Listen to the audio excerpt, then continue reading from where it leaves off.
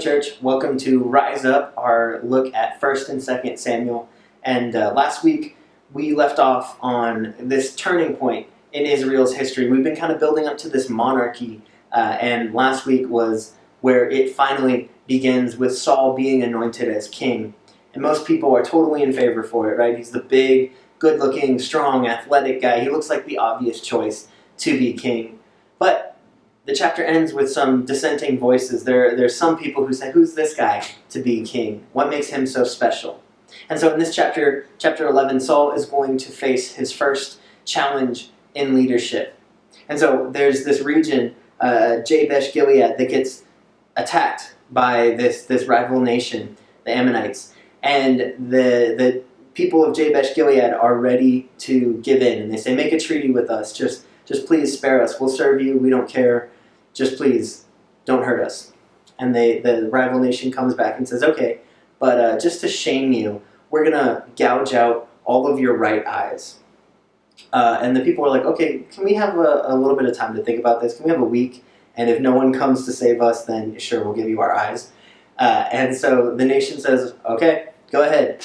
Where's your hero going to come from? And word spreads to Saul that this is about to happen to this region. And so Saul is outraged. He knows that this isn't right. If you remember from earlier in this series, we talked about how blindness was a symbol of punishment from the gods in this culture. That they viewed, going blind, losing your sight, as the gods punishing you for sin. And so for these people to come in and enforce it, to take the right eye from these people, is them elevating themselves to this status of deity. This is this nation saying, we get to pass judgment on what's right and what's wrong. And so this doesn't sit well with Saul.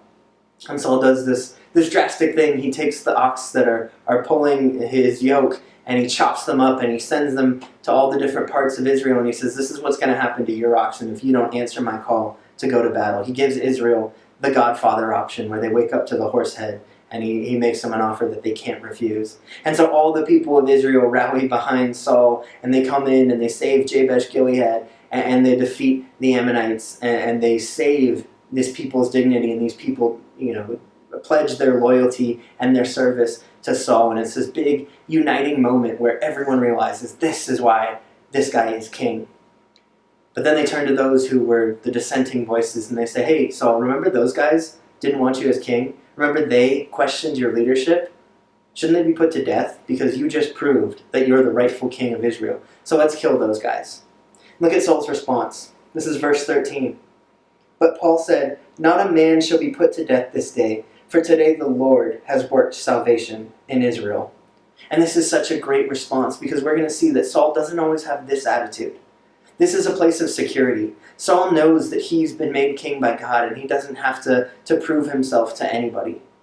And yet, as he gets more and more insecure as the story goes on, he's going to start putting those people who go against him to death. He's going to lose this perspective.